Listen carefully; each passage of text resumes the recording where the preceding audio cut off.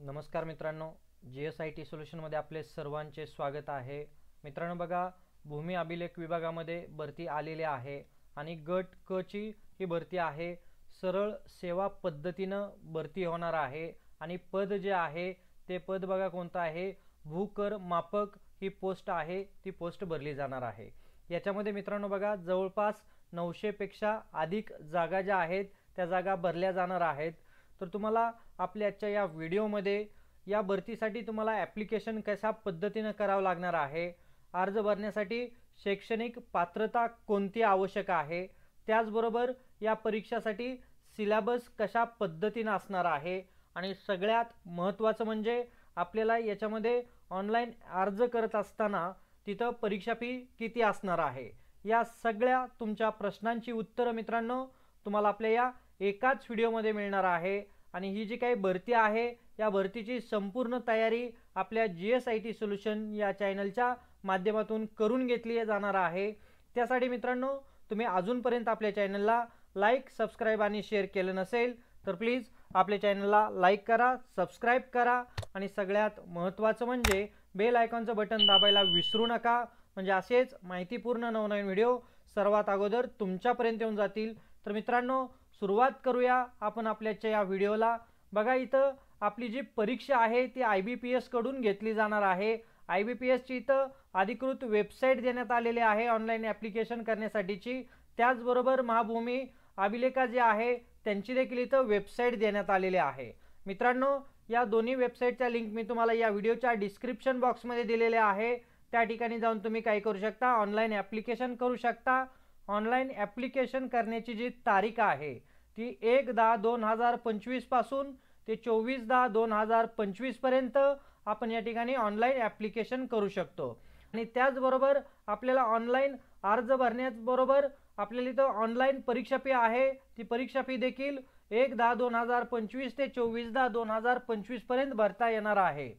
त्याचबरोबर परीक्षेची एक टेंटेटिव्ह तारीख दिलेली आहे, 13 व 14 नोव्हेंबर 2025 रोजी परीक्षा साधारणतः होऊ शकते। मित्रांनो ही परीक्षेची फिक्स तारीख नाही, परंतु एक टेंटेटिव्ह तारीख आपल्याला इथं देण्यात आलेली आहे। त्याचबरोबर बघा इथं आपल्याला ऑनलाइन अर्ज भरत असताना कोणकोणत्या ठिकाणी किती जागा उपलब्ध आहेत त्याचा इथं तक्ता दिलेला आहे। पदाचं नाव आहे भूकर मापक म्हणजे जमीन मोजणीदार आणि त्याच्यासाठी तुम्हाला इथं वेतन श्रेणी आहे 19,900 ते 63,200। आता बघा पुणे विभागासाठी एकूण जागा किती आहेत, तर पुणे विभागासाठी एकूण जागा 83 देण्यात आलेल्या आहे आणि तुम्ही तक्त्यामध्ये पाहू शकता की कोणत्या कास्ट कॅटेगरीला किती जागा आहेत। त्याच्यानंतर पुढचा विभाग आहे मुंबई विभागासाठी एकूण जागा बघा 259 जागा मुंबई विभागासाठी देण्यात आलेल्या आहे। त्याच्यानंतर पुढचं नाशिक विभाग 124 जागा आहे। त्याच्यानंतर बघा पुढचं छत्रपती संभाजीनगर 210 जागा देण्यात आलेल्या आहे। त्याच्यानंतर अमरावती 117 जागा देण्यात आलेल्या आहेत आणि नागपूरसाठी 110 जागा देण्यात आलेल्या आहे, तुम्ही या तक्त्यामध्ये पाहू शकता। आणि मित्रांनो बघा इथं आपल्याला प्रत्येक विभागासाठीच्या किती जागा आहेत त्या दिलेल्या आहे। आणि सगळ्यात महत्त्वाचं मित्रांनो आपण इथं लक्षात ठेवायचे की आपण कोणत्याही एका विभागासाठी अर्ज करू शकतो, एकाच वेळेला सगळ्या विभागासाठी आपल्याला इथं अर्ज करता येणार नाही, याची दक्षता घ्यायची आहे। उगीच सगळ्या ठिकाणी अर्ज भरत बसायचं नाही, असं केलं तर आपला जो शेवटचं ॲप्लिकेशन आहे ते ग्राह्य धरलं जाणार आहे आणि त्याच्यानुसारच तुम्हाला तिथं परीक्षेसाठी बोलवलं जाणार आहे। आता शैक्षणिक पात्रता आणि अनुभव बघूया आपल्याला काय दिलेला आहे।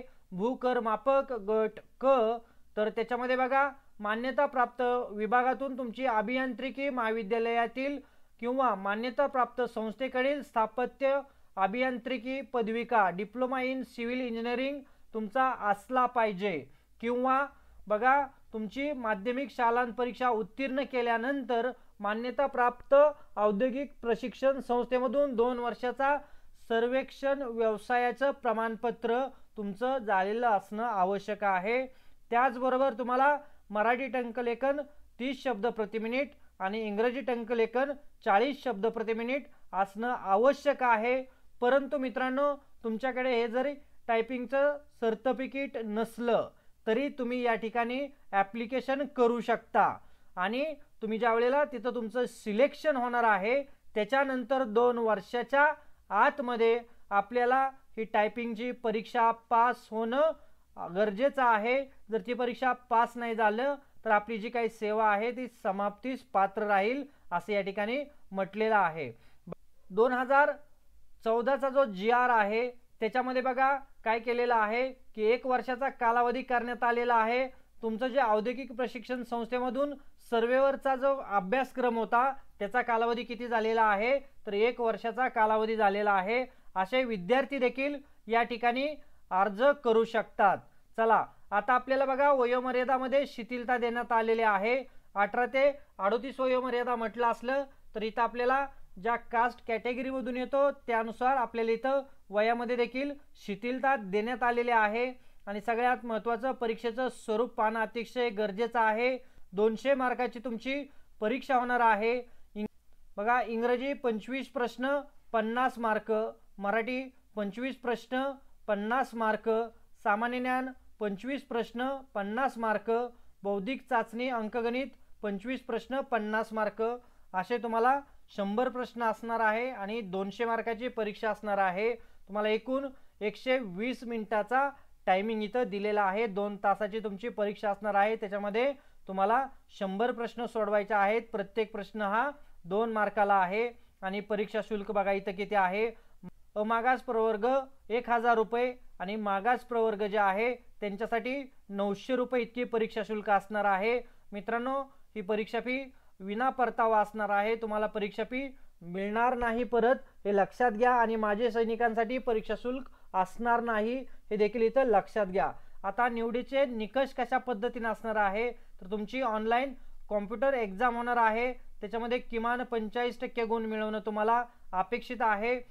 जे विद्यार्थी 45% गुण मिळवणार आहेत ते मेरिट लिस्टमध्ये येणार आहे, परंतु ज्यांना जास्त मार्क असणार आहे त्यांचंच इथं सिलेक्शन होणार आहे। तर आत्महत्याग्रस्त शेतकऱ्याच्या पाल्यास प्रथम प्राधान्य राहील हे देखील इथं दिलेलं आहे।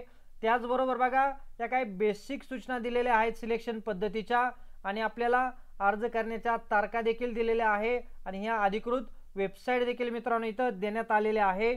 या परीक्षेची संपूर्ण तयारी मित्रांनो आपल्या GSIT सोल्युशन या चॅनलच्या माध्यमातून करून घेतली जाणार आहे। त्यासाठी मित्रांनो तुम्ही अजूनपर्यंत आपल्या चॅनलला लाईक, सबस्क्राईब आणि शेअर केलं नसेल तर लगेचच आपल्या चॅनलला लाईक करा, सबस्क्राईब करा आणि सगळ्यात महत्त्वाचं म्हणजे बेल आयकॉनचं बटन दाबायला विसरू नका, म्हणजे असेच माहितीपूर्ण नवनवीन व्हिडिओ सर्वात अगोदर तुमच्यापर्यंत येऊन जातील। तर मित्रांनो भेटूया अशाच नवीन माहिती बरोबर। जय हिंद, जय महाराष्ट्र।